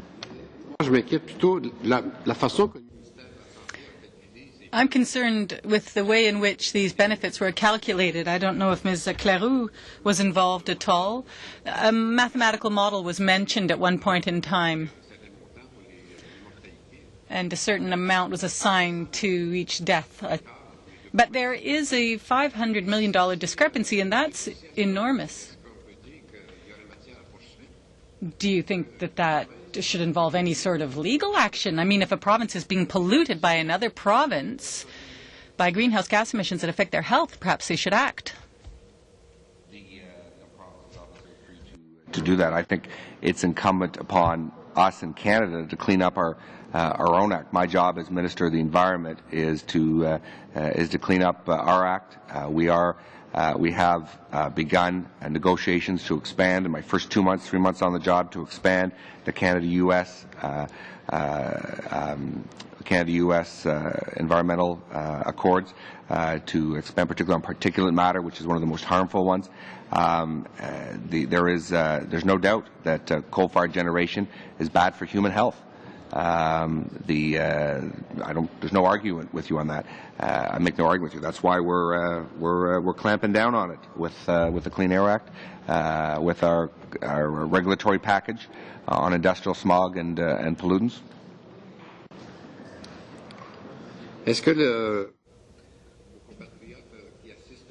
I'd like to know if your colleagues, for example, Ms. Cleroux or others, were involved in these calculations. Did you participate? No. No, I did not. Ms. Cleroux, did you? Any assessment of health impacts were undertaken by our colleagues in the Department of Health. For example, Ms. Fletcher, I believe, came and spoke to you about the way in which these studies were conducted. And so the Department of Health is responsible for that kind of information and the models that are used, because that is their federal jurisdiction for that type of assessment. Thank you. Mr. Harvey? Earlier there was talk of broken promises. For some here, Kyoto was so important that it was even though it was even written out on napkins. And 2 weeks ago, we spoke to people from the Department of Finance who told us that an analysis had been done in 1992 on the cost of complying with CO2 reductions. But nothing else was done. Nothing else was done up until 2007. There was no consultation. There was nothing. And then all of a sudden, a magical number was pulled out of a hat. Just before Christmas, we were looking at C288, and there was discussion about how long it takes to develop new technology. And everyone said that it can take up to 6 years before new technology is operational. So my concern is about time. How could we, if the year is 2008 under the Kyoto Protocol, how could we build anything in 8 months? Is that possible? Well, I'll respond in English to your question. When we talk about technology, it's not exclusively about inventing new systems or new processes. It's about deploying, in many cases, the technology that already exists. For example, there are alternatives to dirty coal in terms of generation. You can bring in demand-side management initiatives. You can bring in energy efficiency, conservation initiatives. You can bring in renewable power. You can bring in nuclear power. You can bring in micro-hydro, biomass, large-scale hydro. There is so much that can be done that exists today, but it does take time to do it. For example, a new nuclear plant will take 10 years to build. 10, to go through all the processes, and that's not unique to Canada. That's why the coal-fired plants, there's no nuclear plant being built in Ontario, so they actually won't be able to close them for 2014. It could be 2017 if the starting pistol went off today. A high-efficiency natural gas-fired plant can take 5 years to build. In northern Manitoba, the Kanawapa expansion, which I am very supportive of, could take 10 years, 12 years before it would be fully up and running. The tidal power off the coast of New Brunswick and Nova Scotia, you can't just flick a switch and turn it on today. If New Brunswick chose to put another reactor by Point Lepreau, again, 10 years. Rehabilitation of nuclear takes a substantial amount of time. And so many of these can be very costly. So we hope is that the Technology Fund would help enable investments to be made that will actually lead to real reductions. And if we just buy all the credits today, we're going to be in that same problem on January 1st, 2013. And I think one of the fundamental principles of Kyoto is that action should be based domestically.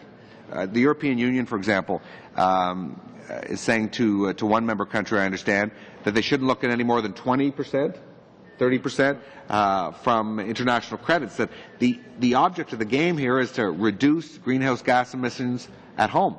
And we can get a great advantage, a great economic response by making those investments here. But it ain't going to come in 8 months. A carbon capture and storage pipeline, for example, would not be up and running, and you wouldn't see the economic benefits of it for at least 5 years.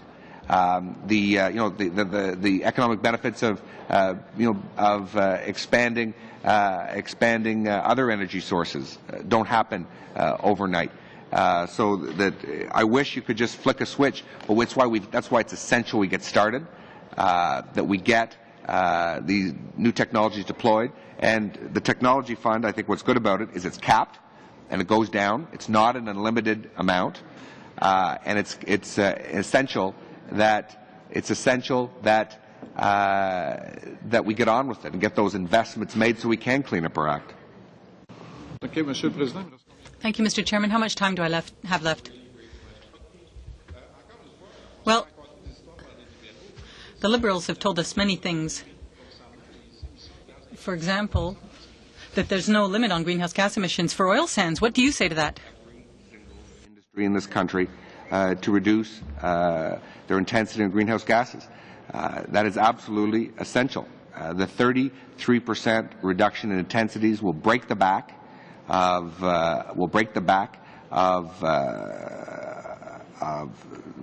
the continuing cycle of us not going down. They will actually begin to see real reductions in conjunction with the many other initiatives that we're following, whether it's on eco-transportation, on energy efficiency, on renewable power, whether it's on important investments with the provinces.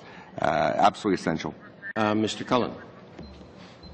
Mr. Minister, are you aware of any other ratifier to Kyoto that is using the baseline that you've suggested of 2006?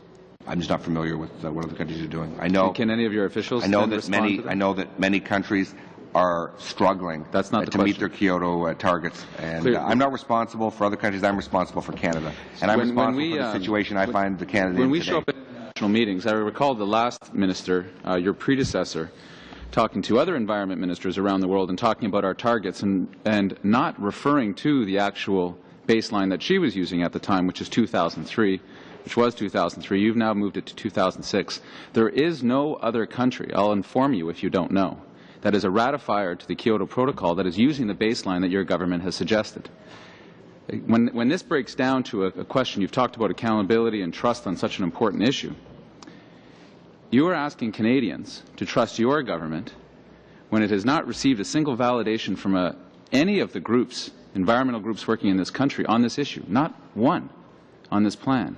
Your suggestion is that your government, a new convert, as you say, to the issue of climate change, to trust you over that, using baselines and showing up in international events, trying to push other countries. And as you said, Canada does not have a leg to stand on if it continues to fail and continue to mislead. When your government brought forward the Clean Air and Climate Change Act, it was sent to committee. Many Canadians looked at this as a way for Parliament to attempt to work together. Amendments were moved by members from your party and accepted, members from all the opposition parties and accepted, and some were failed. I assume you didn't have the expectation that you were going to get everything that you wanted out of that negotiation, did you? Certainly not. So, in the spirit, as Mr. Harper has called for it on election night, in a minority parliament, of working together to try to achieve results for this country, why will you not bring back a bill that was constructed by all parties in this place and that I would contest meets the standard for Canadians, which is a parliament working to improve the environment rather than continuing this Hatfield and McCoy show you've got running here between you and the McGuinty family?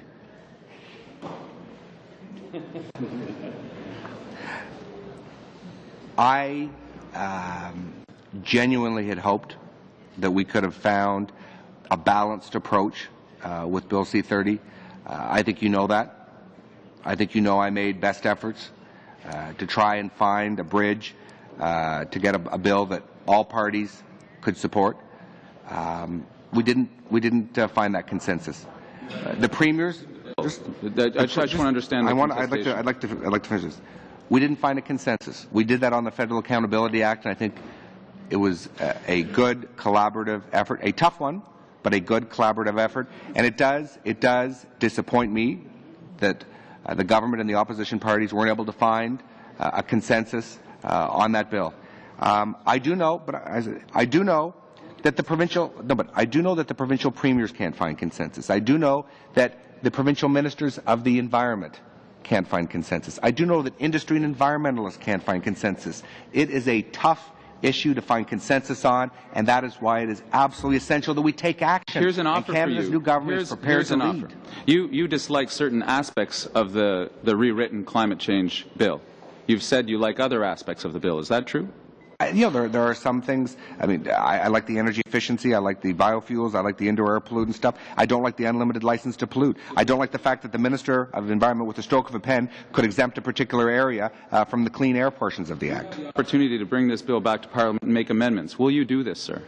I have certainly signaled that I am willing to work with anyone who wants to be constructive on that. I've indicated that to you and your party. There's a specific action you can take, your government, to bring this bill back, make the suggestions you wish to make by amending the bill as you see fit, and put it to the will and test of the Canadian Parliament. Will you do this?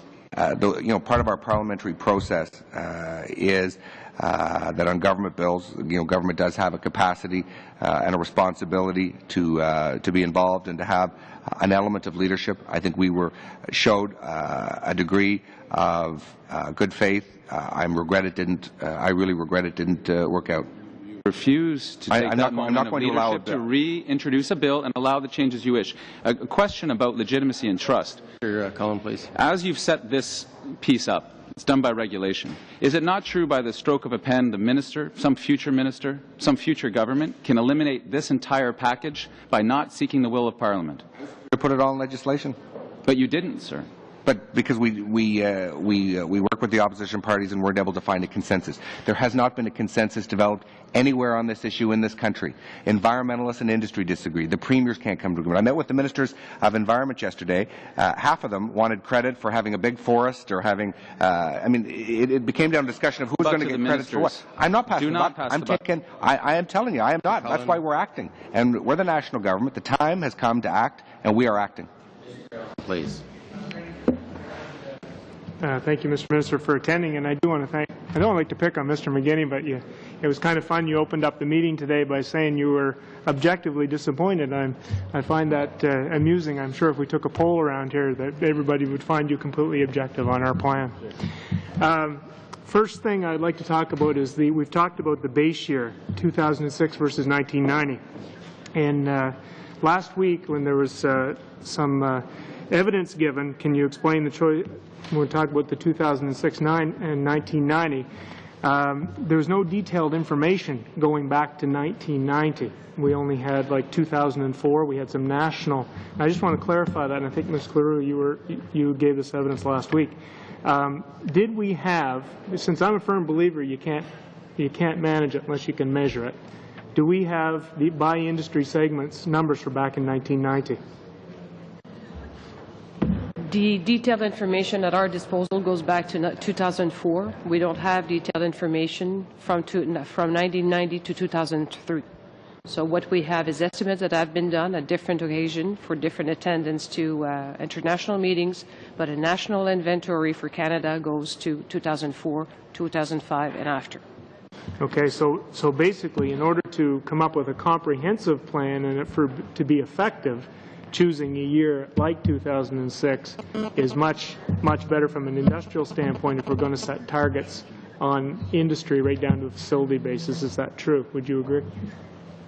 What it means is that you have a reference base that is an informed, detailed inventory compared to estimation. So it's a lot more equitable and it's a lot more reliable.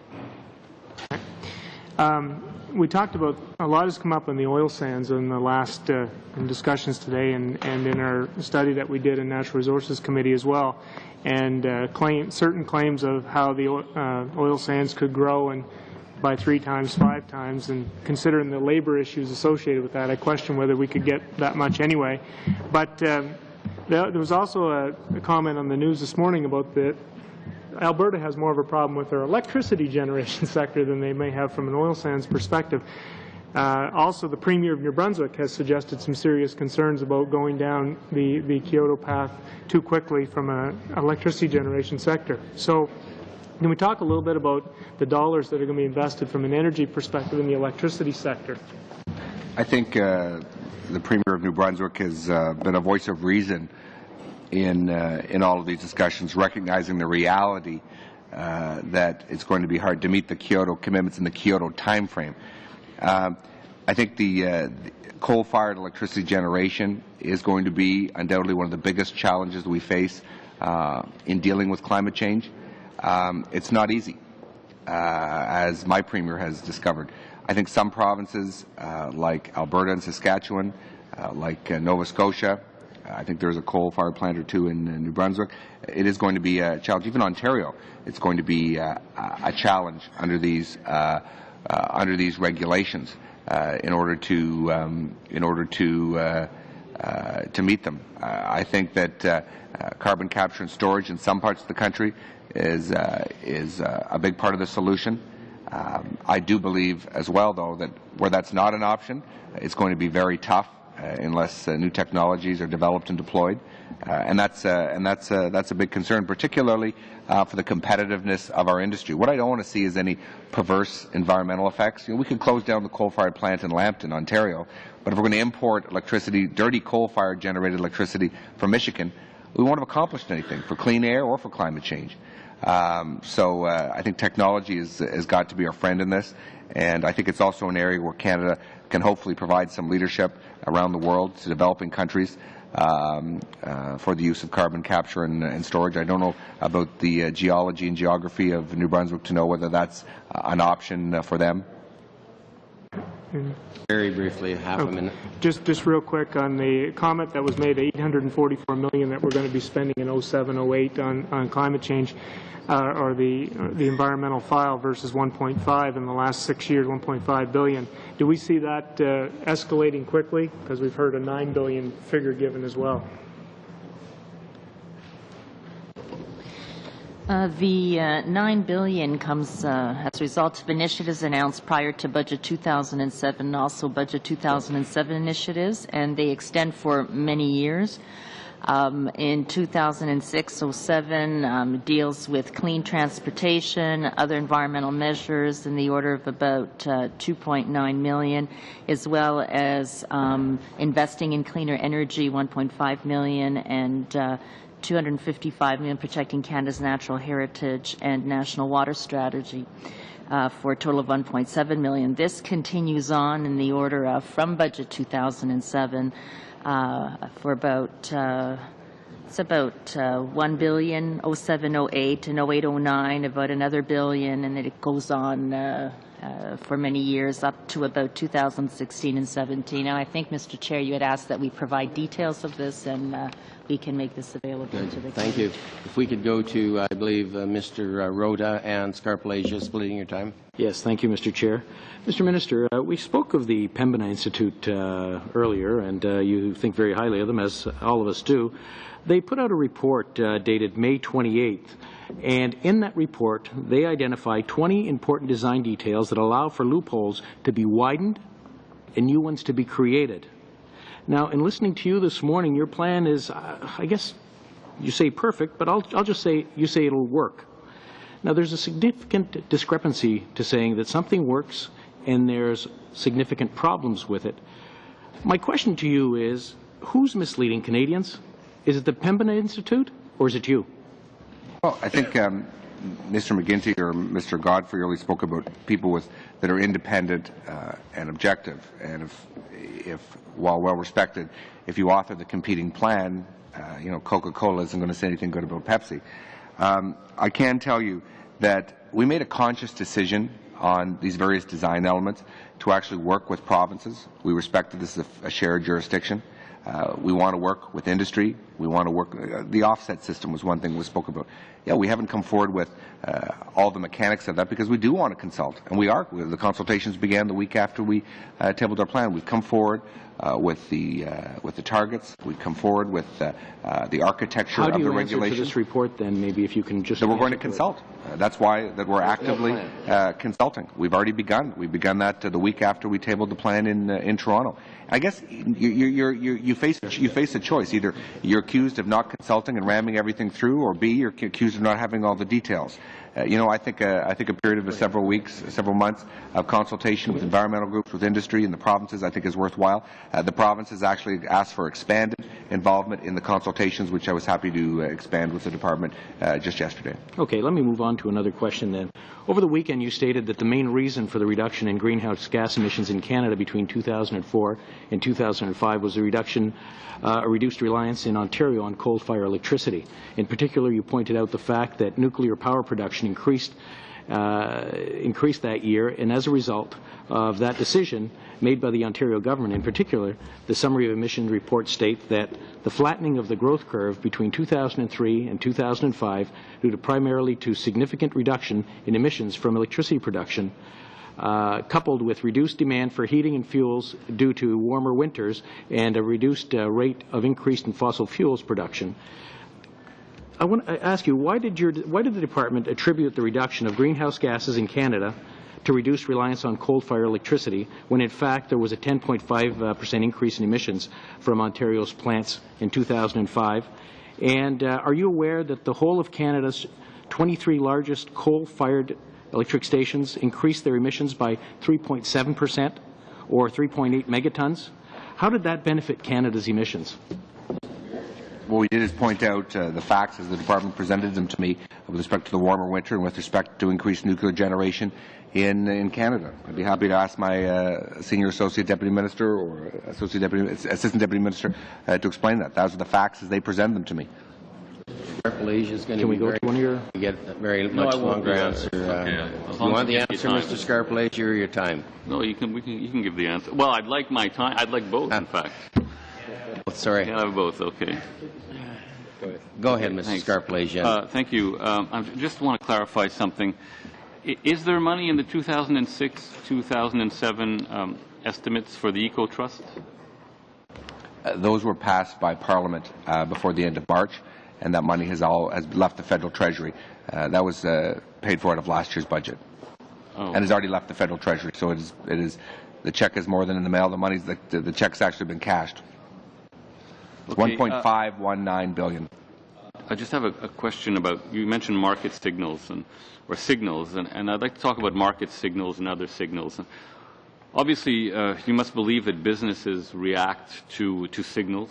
Business industry reacts to signals. I imagine that's pretty much a pretty basic idea. You believe that? Yes? No? As a general concept, maybe not every case, but I think it's important that we send. Yeah. It's important that industry. You do. Obviously, as a general concept. Now, it's been said that emissions intensity improved 47% between 1990 and 2004. Correct? I'd have to turn it over to one of my officials. I mean, it's been in the newspapers. It's been in I think the National Post. It's been in Le Devoir. Because as gospel, everything I read in the newspapers. Well, you use quotes from newspapers all the time as gospel in question period. Yeah, but anyway, I guess my question is: would you not say that it's possible that those emission intensity reductions? I'm not asking you for a categorical yes or no, but would you not say that it's possible that the emissions intensity improvements that were made between 1990 and 2004 were a result of Canadian industry reading the signals that the Liberal government was giving, which were that we are going to do something about climate change? Would you not agree that it's possible? I mean, we signed the Kyoto Agreement. We talked a lot about the Kyoto Agreement. We were putting a plan together. We against the wishes of your party that was threatening to bring down the government, we said we will regulate greenhouse gas emissions under CEPA. And now you're using that tool for your plan. So would you not say that perhaps business was reading the signals and making those emissions intensity reductions? Would you not say it's a possibility? It's not even within the realm of possibility? No. Been really generous to you. Absolutely not. I don't think there was any business leader out there who was scared about the Liberals getting tough on the environment. I got to be honest with you. Maybe I'm wrong. If you can name me one, I'd be. I'm all ears. I think Alcan has a good corporate responsibility. I think Alcan has a good corporate responsibility. So I don't think they did it because they were afraid of Stéphane Dion.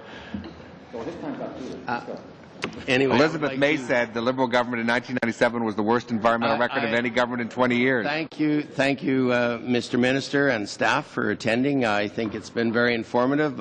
Not many questions on the main estimates, and as members know, we would be reporting these back to the House, and certainly, yes, Mr. Warwa. We've heard from the minister twice, once on supplementary, now on main estimates, as the committee requested. The time is short, and I'd like to move that we report back the main estimates without changes. Yeah, Mr. McGinty. Mr. Chair, I'd like to, as committee members know and as the parliamentary secretary knows, which is why he's just spoken immediately to it, it's clear that my leader, in light of my leader giving notice pursuant to the standing orders to extend consideration of these estimates by our committee, I suggest we leave the consideration of the main estimates to a future meeting. We either take it up on Thursday or potentially next week. But notice has been given in the House pursuant to the standing orders, which is the privilege of the official opposition, and so I'm asking that we hold this in abeyance until future meetings. Other comments, Mr. Warwa? This is one of many times that the Liberals have attempted to change the decision of the committee. We have an agenda. We were going to deal with issues of looking at practical solutions. how to deal with in practical ways of reducing greenhouse gas emissions and pollution, carbon sequestration, coal bed methane, gasification. Those are the three. We've sidetracked those. We were supposed to deal with 377. And now, again, in an attempt to take us off of the agenda, to change the agenda last minute. So we've had good discussion. The main estimates are before us, and I think we need to deal with that and vote to return the main estimates back to the House without changes. Other comments? Mr. McGraw, Mr. Cullen? Mr. Cullen?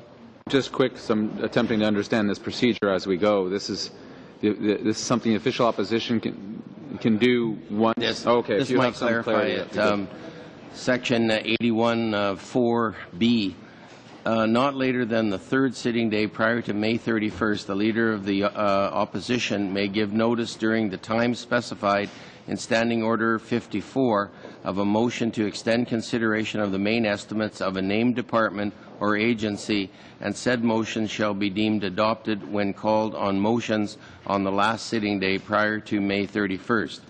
On the sitting day immediately preceding the final allotted day, I don't believe that allotted day has been assigned yet, but in any case, not later than 10 sitting days following the day on which any motion made pursuant to paragraph B of this section is adopted, at not later than the ordinary hour of daily adjournment, the said committee shall report or shall be deemed to have reported the main estimates for the said department or agency, and then it goes on to, but I think those are the two pertinent sections that apply to this. So I believe we could take Mr. Warwa's motion, vote on it, amend it, whatever we so choose, but I think that would be the way to handle this and then move forward. So, Mr. Warwa, your motion is to, if you just repeat it quickly. To report back the main estimates to the House without changes.